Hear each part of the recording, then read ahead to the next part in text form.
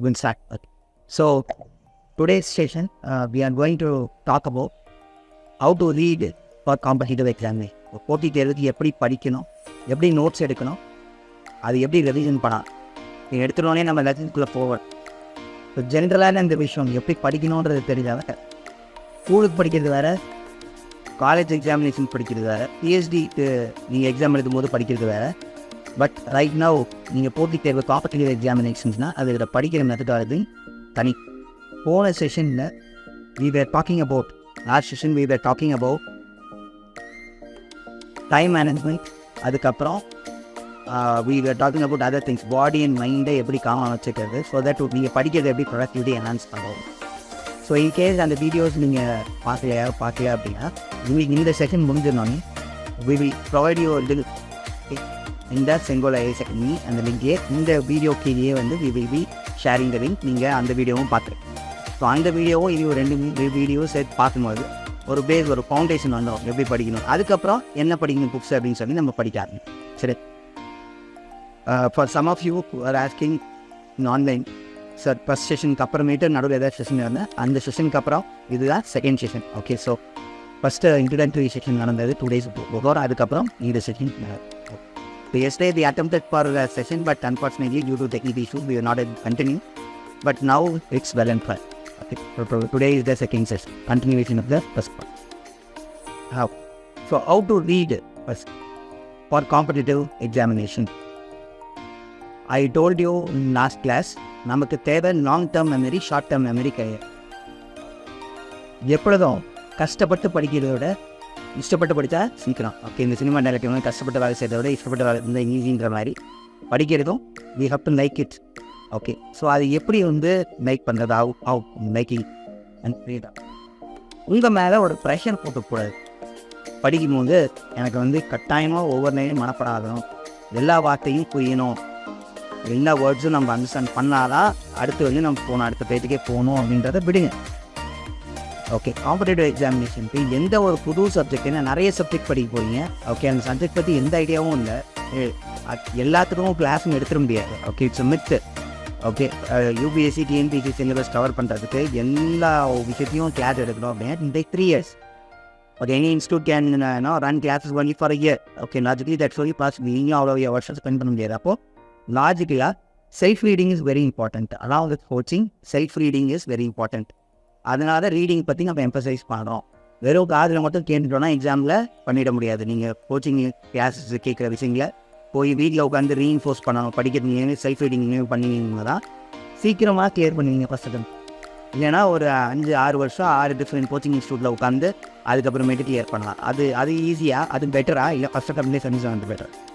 First அட்டம்லேயே service வாங்க. Self reading is very important. எப்படி படிக்கணும் அப்படின்னா ஒரு புக்னா first point, don't pressurize yourself for memory or understanding. Don't worry about memory, don't worry about understanding. அதுதான் நான் கொடுக்குற ஃபஸ்ட்டு பிரின்சிபல். ஓகே,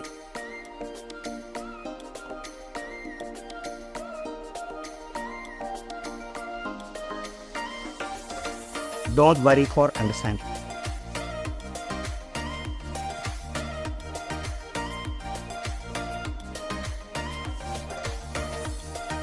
ஓகே, அப்புறம் எப்படி சார் எக்ஸாம்க்கு நீங்கள் மெமரைஸ் பண்ணணும்னு நினச்சிங்கன்னா உடனே எடுத்துல பண்ண முடியாது.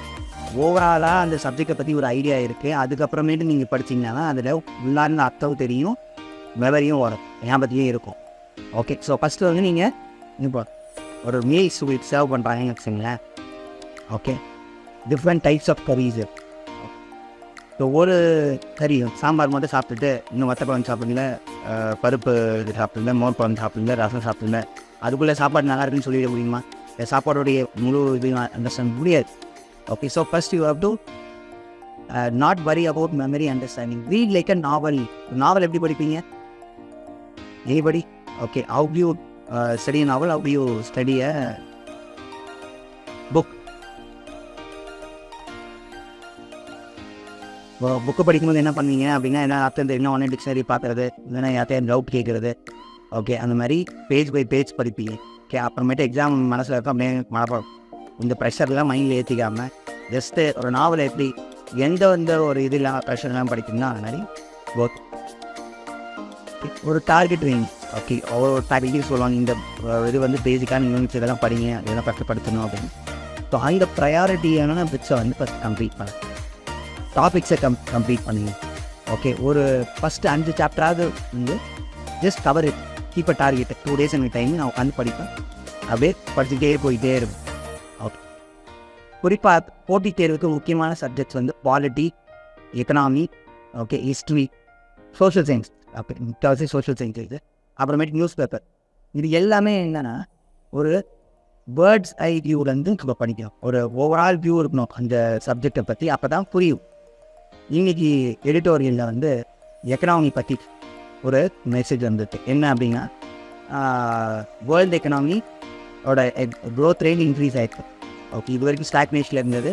For good news, world economy is revived. Okay, ஓரளவுக்கு ரிவைவ் ஆகிருக்கு. இதனால் இன்னும் இந்தியன் எக்கனாமி பூஸ்ட் ஆகும். ஆல்ரெடி லாஸ்ட் வீக் என்ன சொன்னாங்கன்னா, வேர்ல்டு பேங்க் என்ன சொன்னால், இந்தியாவுடைய க்ரோத் ரேட் நல்லா இருக்குது, எல்லா கண்ட்ரிஸ்லேயும் கம்பேர் பண்ணும்போது இந்தியாவுடைய பொருளாதாரம் வந்து நல்லா இருக்குது அப்படின்ற மாதிரி சொல்லி. இப்போது ஃபாரின் எக்கனாமி நல்லா இருக்குது அப்படின்னா, இந்தியா இஸ் பிக்கஸ்ட் மார்க்கெட், நம்ம இன்னும் பூஸ்ட் ஆகும். ஓகே, ஒரு பாசிட்டிவான மெசேஜ். பட் இந்த இதுக்குள்ளே இருக்க நம்பர்ஸ்லாம் எனக்கு மனப்படாமல் தெரியும். ரீசன் என்னென்னா, ஃபஸ்ட்டு நம்ம என்ன பண்ணுறோம், எக்கனாமிக் புக் படிக்கும்போது எடுத்துட்டோன்னே இந்த கேல்குலேஷன் நம்பர்ஸை அதை பற்றி நான் மனப்பாடம் பண்ணணும்னு நான் போக மாட்டேன். ஃபஸ்ட்டு ஓவராலாக படிச்சுட்டே போகும்போது ஒவ்வொரு அர்த்தமாக புரியாமல். ஓகே, ஸோ நியூ சப்ஜெக்ட்ஸ் எடுக்கும்போது ரீட் லைக் அ நாவல், பேஜை டர்ன் பண்ணிகிட்டே இருக்கணும். ஏதாவது ஒரு அர்த்தம் தெரியல அப்படின்னா டவுட் அப்படின்னு மார்க் வச்சுருங்க. ஒரு ரவுண்டு ஏதோ ஒரு மார்க். ஓகே, ஏதாவது ஒரு கான்செப்ட் வந்து ஓகே இது நம்ம திருப்பி லேட்டரிங் ரீடிங் அப்படிங்குவாங்க. அதாவது கூகுளில் போய் இன்னும் கொஞ்சம் சர்ச் பண்ணி அதை பற்றி படிக்கணும், இன்ட்ரெஸ்டிங்காக இருக்குது இந்த டேர்மு அப்படின்னா அந்த இடத்துல எல் அப்படிங்கிற ஒரு வேர்ட் போடும். நான் 2 வார்த்தை டிஎல், இந்த டீனா டவுட்டு, எல்னா லேர்ன் ஃபர்தர். ஓகே, போட்டுட்டு போய்கிட்டே இருக்கணும். கூகுள்லையோ ஏதாவது டிஸ்ட்ராக்ட் ஆகிடும், வேறு ஏதாவது நீங்கள் போகணும், இல்லை வேறு பற்றி டவுட் கேட்டுட்டு போகணும், நீங்கள் எதுன்னு டிஸ்ட்ராக்ட் ஆகிடும். கவர் ஒன் ஆஃப் மை ஃப்ரெண்ட் ஒரு ஐஏஎஸ் ஆஃபீஸ். ஓகே, அவங்க படிக்கும்போது புக்கு ஓப்பன் பண்ணாலே அவங்க டார்கெட் 40 pages முடியும்.